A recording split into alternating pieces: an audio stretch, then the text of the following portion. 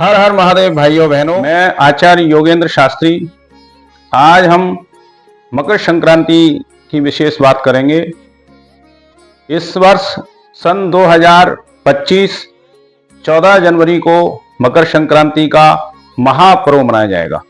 मकर संक्रांति 14 जनवरी शुभ जो महापर्व का समय है, जो मकर संक्रांति प्रवेश करेगी, वो प्रातः काल 4 बजे से और 8 बजे तक का जो समय है वो महापर्व का सर्वश्रेष्ठ उत्तम समय माना गया है। कहते हैं भगवान भुवन भास्कर सूर्य नारायण इस समय जो है धनु राशि पर संचरण कर रहे हैं। तो इस समय पूष महीने में धनु की संक्रांति है। तो 14 जनवरी को प्रातः काल सूर्य नारायण भगवान धनु राशि से निकल करके और शनि देव की राशि मकर में प्रवेश करेंगे। तो शनि देव की राशि मकर में जब सूर्य देव जाते हैं तो सूर्य नारायण उस समय अत्यधिक बहुत ज्यादा प्रसन्नता उन्हें महसूस होती है, क्योंकि वो अपने प्रिय पुत्र शनि देव के घर में जा रहे हैं। मकर राशि शनि देव की राशि है और सूर्य नारायण भगवान अपने प्रिय पुत्र शनि की राशि मकर में जब प्रवेश करते हैं तो सूर्य भगवान को अत्यधिक ज्यादा प्रसन्नता प्राप्त होती है। इसलिए मकर संक्रांति का अपने आप में ही एक विशेष महत्व माना जाता है। मित्रों, मकर संक्रांति का जो पर्व है, कहते हैं कि प्रातः काल इसमें स्नान का सबसे ज्यादा महत्व होता है। तो जो प्रातः काल 4 बजे से और 6 बजे के समय में जो भी प्राणी स्नान करता है वो समस्त पापों से मुक्त हो जाता है और उसकी सभी मनोकामनाएं पूर्ण होती हैं। इस दिन ब्रह्म मुहूर्त में उठ करके और किसी सरोवर में, जलाशय में, गंगा नदी में, जमुना नदी में या गंगा सागर में स्नान करने का एक विशेष महत्व माना गया है।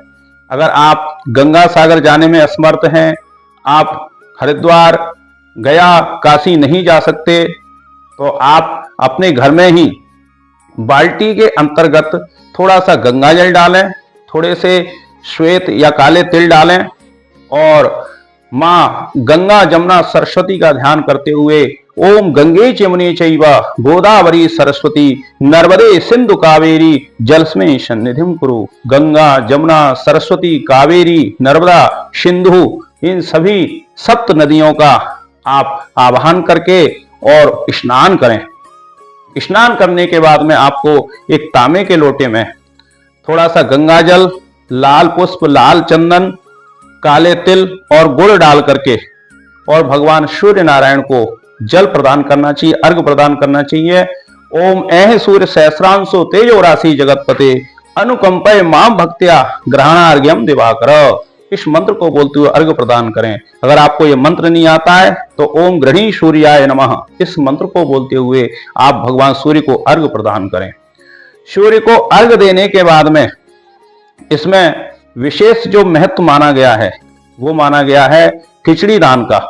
तो उस दिन आप जो है किसी पात्र में थोड़ा सा आप चावल लीजिए, थोड़ा सा आपको उड़द की दाल लेनी है, मूंग की दाल लेनी है और तिल की बनी हुई गजक लेनी है, तिल पट्टी, इसका विशेष महत्व माना है। मूंगफली लेनी है।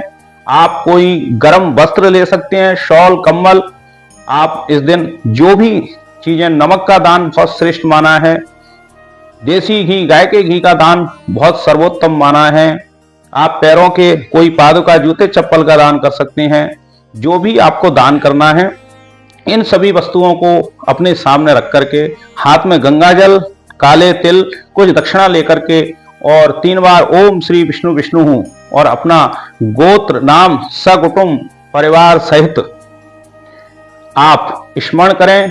माघ मास से, माघ का महीना प्रारंभ हो गया, माघ मास से मकर संक्रांत्याम जो है अपना गोत्र उच्चारण करके कि मकर संक्रांति के महापर्व के समय पर मैं ये दान कर रहा हूं, इस दान का पुण्य फल मुझे सूर्य नारायण भगवान की कृपा से प्राप्त हो, मेरे सभी ग्रह दोष बाधा शांत हो। और उस समय आपको एक विशेष मंत्र बोलना है। ओम नमो भगवते भास्कराय अस्माकं ग्रहाणाम सर्व पीड़ा निवारणम कुरु कुरु स्वाहा।